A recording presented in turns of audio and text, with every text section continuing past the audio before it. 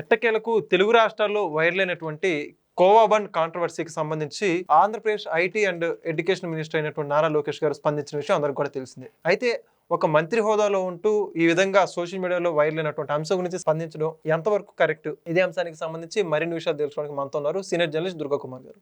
So నమస్కారం అండి. నమస్తే వెంకట్, మన వీక్షకులు కూడా. సో మనం చూస్తున్నాం గత కొద్ది రోజులుగా, బహుశా ఒక వారం రోజుల నుంచి ఏదైతే మేడారం సమ్మక్క సారక్క జాతరలో ఒక బన్నులు అమ్ముకునే ఒక వ్యక్తి దగ్గర వీడియో, ఒక మీడియా వాళ్ళు చేసినటువంటి సంఘటన రెండు తెలుగు రాష్ట్రాల్లో ప్రస్తుతం ట్రెండింగ్ లో ఉంది. అయితే దీని గురించి అనేక మంది కామెంట్స్ చేస్తున్నారు, వాళ్ళ అభిప్రాయాన్ని వ్యక్తం చేస్తున్నారు. ఎట్టకేలకు నారా లోకేష్ గారు కూడా ఆ కోవా బన్ను అనేటువంటి వ్యక్తికి సంబంధించి మద్దతు తెలుపుతూ అతి తొందరలో కలుస్తాను, మీ కోవా బన్ను కూడా రుచి చూడాలని చెప్పేసి ట్విట్టర్లో ట్వీట్ చేయడం జరిగింది. మొత్తానికి ఆ కుటుంబ సభ్యులు మొత్తం రెండు తెలుగు రాష్ట్రాలు ఎవరైతే ఆయనకు మద్దతు ఇచ్చారో వాళ్ళందరూ చాలా హ్యాపీగా ఫీల్ అవుతున్నారు. రాజకీయ నాయకులు ఇలా స్పందించడం దాని గురించి మీరేమంటారండి? వెంకట్, నేను కూడా మీడియాలో ఉన్న వ్యక్తినే. అంటే నేను 79లోనే అప్పుడు ప్రింట్ మీడియానే ఎక్కువగా ఉంది. అప్పుడప్పుడే దూరదర్శన్ ప్రసారాలు వస్తున్నాయి, కానీ చాలా కష్టంగా వచ్చాయి, అతి కష్టంగా. విజయవాడ లాంటి చాటు కూడా ప్రసారాలు, హైదరాబాద్లో కూడా చాలా ప్రాంతాల్లో కనపడేది కాదు టీవీ, దూరదర్శన్. పెద్ద యాంటీనాలు పెట్టుకుని చూడాల్సి వచ్చేది, మధ్య మధ్యలో మిస్ అవుతూ ఉండే సిగ్నల్, అది పరిస్థితి. ఆ తర్వాత ఇవాళ మీడియా ఎంత పెరిగిపోయిందో, ఎన్ని ఛానల్స్ వచ్చినాయో తెలుగులోనే, అనేక స్పెషలైజ్డ్ ఛానల్స్. తర్వాత అన్నిటికీ మించి ఇవాళ యూట్యూబ్ అయితే ఒక పుంకాలుగా.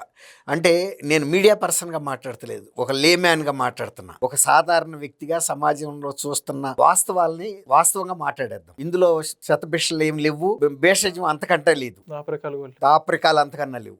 మీడియా అనేది తోసి తోయినమ్మ తోడికి వాళ్ళ పుట్టింటికి వెళ్ళింది అనేది ఒక సామెత ఉంది. ఇవాళ సోషల్ మీడియా వాళ్ళ పరిస్థితి ఖచ్చితంగా అదని చెప్పొచ్చు. వాళ్ళకి ఏం చెయ్యాలో ఏమిటో కూడా తెలియదు. గతంలో ప్రింట్ మీడియాలోకి వెళ్ళాలంటే రిపోర్టర్గా మాకు టెస్టులు ఉండేది, language test, English, Telugu and general knowledge టెస్టులు పెట్టి గ్రాడ్యుయేషన్ మినిమం ఉండి వాళ్ళ టెస్టుల్లో పాస్ అవ్వాలి. గ్రాడ్యుయేషన్ సర్టిఫికేట్ కూడా నన్ను వాళ్ళు అడగల. మనం రాసిన టెస్ట్ పేపర్లు చూసుకుని ఆ తర్వాత ఇంటర్వ్యూలు చేసి ఆ తర్వాత ట్రైనింగ్ ఇచ్చిన తర్వాత పంపేవాళ్ళు ఫీల్డ్లోకి, అది కూడా ట్రైనీగా సీనియర్స్తో పాటు. ఇవాళ ప్రతివాడు ఒక గొట్టం పట్టుకొచ్చేసి ఏమీ చేయలేకపోతే ఇవాళ సమాజంలో ప్రతి ఆడు రియల్ ఎస్టేట్ అంటున్నట్టు ప్రతి ఆడు నేను యూట్యూబ్ ఛానల్ అంటున్నాడు. వాడు ఏం యూట్యూబో ఏం ఛానల్లో ఎవరికి తెలియదు. వాడు ఏం మాట్లాడతాడో, ఏం షూట్ చేస్తాడో, ఎలాంటి ప్రసారాలు ఇస్తాడో, ఏం మాట్లాడతాడో తెలియదు, సబ్జెక్ట్ కూడా. అయినా సరే ఇవాళ యూట్యూబ్స్ అనేది అంత విశృంఖలంగా వచ్చేసినాయి. బ్రతుకుదెరువు కోసం బ్లాక్మెయిల్ చేస్తున్నారా వీళ్ళు, ఏం చేస్తున్నారో తెలియదు. అంతెందుకు, ఇవాళ మీడియా వాళ్ళు దొరికి కంకర తోలితే ఆ మున్సిపల్ స్టాఫ్ వచ్చేవాళ్ళు ఏదైనా డబ్బులకి, ఇవాళ ఇంటి ముందు కంకర ఇనుము పడంగానే మీడియా వాళ్ళు పొంకాలుగా వచ్చి వసూలు చేసుకెళ్ళిపోతున్నారు చెబుతున్నారు. ఎవరికి ఎంత ఇవ్వాలో కూడా వాళ్ళే చెబుతున్నారంట. ఇవాళ ఆ పరిస్థితికి వచ్చినప్పుడు ఇక యూట్యూబ్ ఛానల్స్ గురించి అయితే చెప్పనేక్కర్లేదు. అసలు యూట్యూబ్లో ప్రతి సందులో ఎన్ని ఉన్నాయో కూడా ఎవరికి తెలియదు. ప్రతి ఇంట్లో ఒక యూట్యూబ్ ఛానల్ ఉందా అన్న పరిస్థితికి వచ్చేసింది. అట్లాంటిది అక్కడ సమ్మక్క సారక్క జాతర, అది ఒక జాతీయ స్థాయి జాతర. కనీసం 4-5 రాష్ట్రాలకు చెందినటువంటి గిరిజనుల తెగలాళ్ళు వస్తారు ఎక్కువ, అంతే. ఇప్పుడు అది ఫ్యాషన్ అయిపోయి అది ఏంటో చూడటానికి నగరాల నుంచి, పట్టణాల నుంచి ఇతరులు కూడా వెళ్తున్నారు. అదొక ఫ్యాషన్ చూడటం. భక్తి కన్నా కూడా అదొక వేలం వెర్రే అనొచ్చు ఒక రకంగా. భక్తి ఉంటే ఇక్కడ ఎన్ని గుళ్ళు ఇవ్వండి, అక్కడికే వెళ్ళక్కర్లా, సమ్మక్క సారాలకి ఇక్కడ. అట్లాగే ఆ రోజున వాళ్ళు వేరే పని మీద వెళ్తుంటే కవర్ చేయడానికి వెళ్ళారు వాళ్ళు. ఈ అన్ని బిజినెస్ లాగానే ఈ షేక్ షావలి కూడా అది అమ్ముకుంటున్నాడు. నేను హైదరాబాద్లో అది ఎక్కువ ఎక్కడి నుంచి వస్తాయంటే రాయలసీమ వైపు నుంచి వస్తాయి, కర్నూలు, కడప వైపు నుంచి. వాళ్ళు లేకపోతే ఆటోల్లో వస్తారు. ఒక దీంట్లో గిన్నెలోనేమో కోవా పెట్టుకుంటారు, బన్నులు పెట్టుకుంటారు. మనం అడిగితే 10 రూపాయలే దానికి ఫ్లెక్సీలు కట్టి ఉంటాయి. నేను కూడా తిన్నా. ఇట్లా కోసేసి సగానికి చాకుతో, ఆ చాకుతోనే కోవా పూసిస్తారు. నేను కూడా తిన్నాను, షుగర్ ఉన్నా కూడా నేను కూడా తిన్నాను, బాగానే ఉంది, ఏమి కంప్లైంట్ లేదు, తేపు కూడా రాలేదు. నేను 67-68 ఇయర్స్. అందులో ఏదో విషయం కలిపేశారు, ఇంపార్టెంట్ చేసేస్తున్నారు భారతదేశాన్ని. ఫుడ్ జిహాద్ అంట, ఫుడ్ జిహాద్ అని పెట్టేస్తే ఇవాళ ముస్లిమ్స్ వాళ్ళు కొత్తగా రాలేదు. అసలు వాళ్ళ పరిస్థితి చూస్తేనే తెలుస్తుంది వాళ్ళు ఎంత పేదరికంలో ఉన్నారు. 10 రూపాయలకి ఇవ్వటం ఎట్టాగిడుతుంది అంటే వాళ్ళకి ట్యాక్సులు లేదు ఒకటి, తర్వాత వాడు వేరెస్ట్ మినిమం ప్రాఫిట్ వస్తే చాలు, నా కుటుంబం జరిగితే చాలు అనుకుని అమ్ముతున్నాడు తప్ప దీంతో నేనేమి బహుళ అంతస్తుల భవనాలు కట్టాలని వాడు రాలా. అదే కదా, ఏదో అంతే 200-300 కూలో 400 అంతే. అంటున్నారు కదా. బయటికి వెళ్ళే బదులు అంత వస్తే చాలనుకునే వచ్చాడు అతను. కాబట్టి వాళ్ళ కుటుంబ సభ్యులందరూ కలిసి చేసుకుంటారు కాబట్టి అతనే ఆటో డ్రైవర్ కుటుంబీకులే కాబట్టి గిడతది. గిట్టకపోయినా ఎంత మార్జిన్ వచ్చినా రైతులకి గిడితే వ్యవసాయం చేస్తున్నారా? తప్పక వ్యవసాయం చేస్తున్నారు. అనేక చేనేత వృత్తులు గిడుతున్నాయా? అయినా చేస్తున్నారు. ఎందుకు చేస్తున్నారు? ఎందుకంటే తరతరాల నుంచి అందులోనే పుట్టారు వాళ్ళు, ఇక అందులోనే చావాలి. సిరిసిల్లలో ఎన్ని ఆత్మహత్యలు జరుగుతూ ఉంటాయి, రైతులు ఎన్ని ఆత్మహత్యలు జరుగుతున్నాయి. ఇవాళ లోకేష్ గారు స్పందించాడు అన్నారు. ఇప్పుడు అలాంటి వాళ్ళు స్పందించకపోతే ఇంకా మానవత్వం మిగిలిందని, లేకపోతే వాళ్ళకి దిక్కెవడండి? ఒక్కసారి దాంట్లో వచ్చేటప్పటికి వాళ్ళ డిమాండ్ కూడా పడిపోతుంది, ఇందులో ఏదో ఉంది అని. ఏముంది అందులో? భూతం లేదు, దెయ్యం లేదు, ఏం లేదు. పెద్ద పెద్ద పదవుల్లో, ముఖ్యమంత్రి పదవుల్లో ఉండి జనాలను దోసుకు తిన్నా, లిక్కర్ స్కాములు జరిగిన పెద్ద పెద్ద స్కాములు వాళ్ళని ఎవడో ఏం అడగరు. అసలు వాటి గురించి కూడా తెలుసుకోవడానికి కూడా ప్రయత్నిస్తారు. ఇంకా పైగా అటువంటి వాళ్ళని కూడా సమర్థిస్తారు. ఈ 10 రూపాయల్లో నువ్వు ఎట్టా అమ్ముతున్నావు అని ప్రశ్నిస్తే, అసలు ఇంకోటి చెప్పాలంటే ఈవెన్ ఆ యూట్యూబ్ ఛానల్ ఆడు బతుకు కూడా కష్టమే. ఆడేం కోట్లు సంపాదించాడని కూడా నేను చెప్పట్లా. కాకపోతే ఏంటంటే గడ్డలు వేయటానికి జేబులో ఆడి చేతిలో ఉన్నాయి, ఎందుకంటే మీడియా ఉంది, మైకు. అది వైరల్ అయింది అన్నారు చూసారా? చెడు తొందరగా వెళ్తుంది. అదే మంచి గురించి చెప్పండి, వెళ్దాం. ఏదైనా ఒక బూత్ మీనింగ్ వెన్న పెట్టాలి, లేకపోతే షుగర్ కల్చర్ అని పెడితే వెళ్తుంది. అట్లాగే ఈ 10 రూపాయలకి ఏం అమ్ముతున్నాడు, అందులో విషం పెట్టాడా, ఇంపార్టెంట్ అయిపోతారా, దేశం అంతా ఏదో అయిపోతుందని. ఏమవుతుందండి? అసలు అట్లాంటి ముందు పెట్టాలంటే కూడా ఆడికి ఎంత నాలెడ్జ్ ఉండాలి, ఎంత ప్రయోగశాల ఉండాలి, అవన్నీ జరిగే మాటల. తర్వాత ఆడు కనుక అందులో అట్లాంటి ఏమైనా కల్తీ చేసి ఒకడు వాంతి చేసుకుంటే తర్వాత ఎవడన్నా కొంటాడు వాటిని? కొనరు కదా. నేను కూడా తిన్నాను, నేను కూడా చాలా హెల్త్ కాన్షియస్లో ఉంటాము. చూశానే కూడా. ఇప్పుడు మనం వెళ్ళి 5 స్టార్ హోటల్స్లో చికెన్లు మటన్లు ఆర్డర్ ఇస్తున్నారు, అవి నెల రోజులు 2 నెలలు కూడా ఆ ఫ్రిడ్జ్లో ఫ్రోజన్ వాటిల్లో ఉంటాయి. ఒక్కోసారి జిహెచ్ఎంసీ వాళ్ళు దాడి చేసి పట్టుకుని చూపిస్తున్నారు పురుగులి. విజయవాడలో కూడా అట్లాంటి అనేకం చూసాం, అనేక టౌన్లో రెగ్యులర్ గా దాడి చేసిన ప్రతిసారి కుళ్ళిపోయిన మాంసం అని వేస్తారంటారు. అయినా జనం వెళ్తున్నారు. పెద్ద పెద్ద ఒక్కొక్కసారి 500 పెట్టి ప్లేట్ ఇంత దాంట్లో పెట్టుకుంటున్నారు. ఆడు మరి ఎంత దోసుకు తింటున్నాడు, ఆడిని ఎందుకు అడగరు? ఇంత ఎందుకు అమ్ముతున్నావురా నువ్వు అని.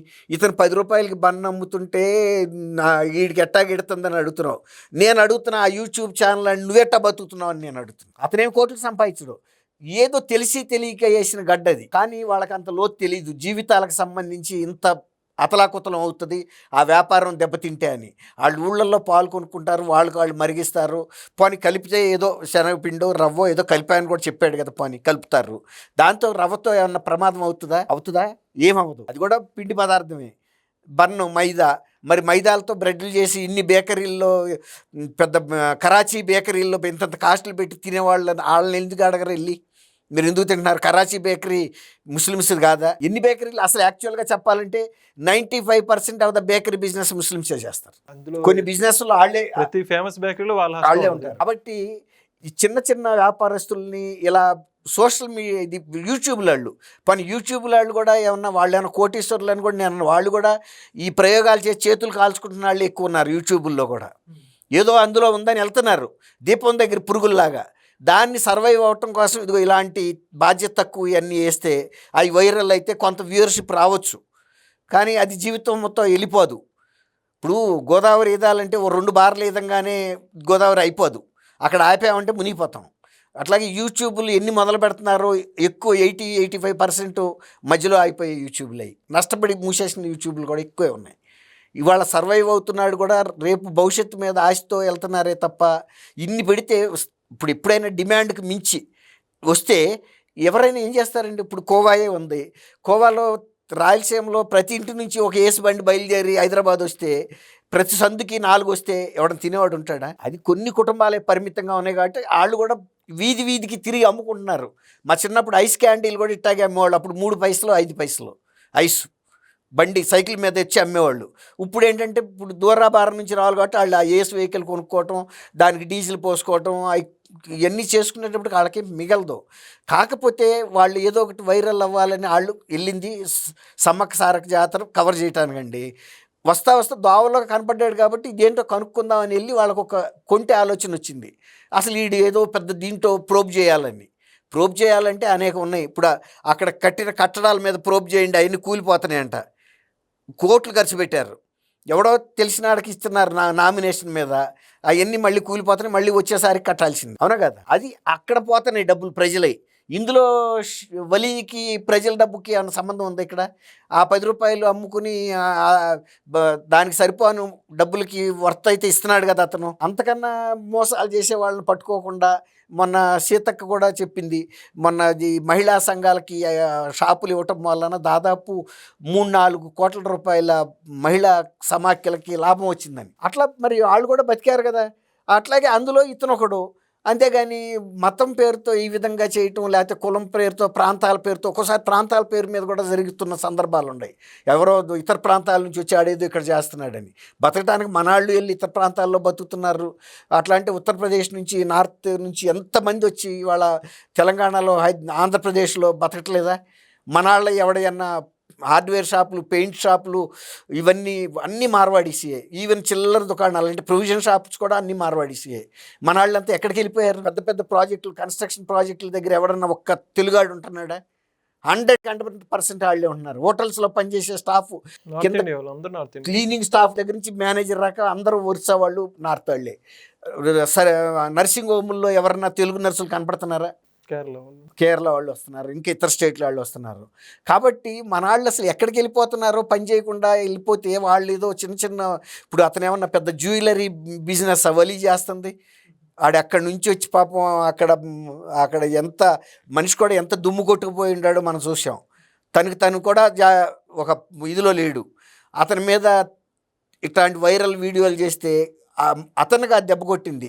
అట్లాంటి కుటుంబాలన్నిటి జీవనాధారం మీద దెబ్బ కొట్టినట్టు అది తెలుసుకోవాలి. కనీసం ఇవాళ లోకేష్ గారు చెప్పాడు, నేను ఖచ్చితంగా రుచి చూస్తానని.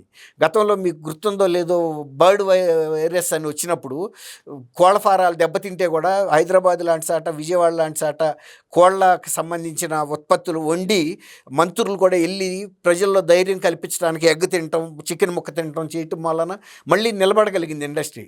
అట్టా ఒక పరిశ్రమ దెబ్బతిన్నప్పుడు నిలబెట్టడం గొప్ప, కానీ ఆడు ఏదో కష్టపడి బతుకుతున్నాడు నోట్లో గడ్డ కొట్టడం అనేది యూట్యూబ్లకు కానీ ఇలాంటి ప్రసార మాధ్యమాలకు కానీ తగదని నేను కూడా ఒక మీడియాలో సభ్యుడిగా చెబుతున్నా.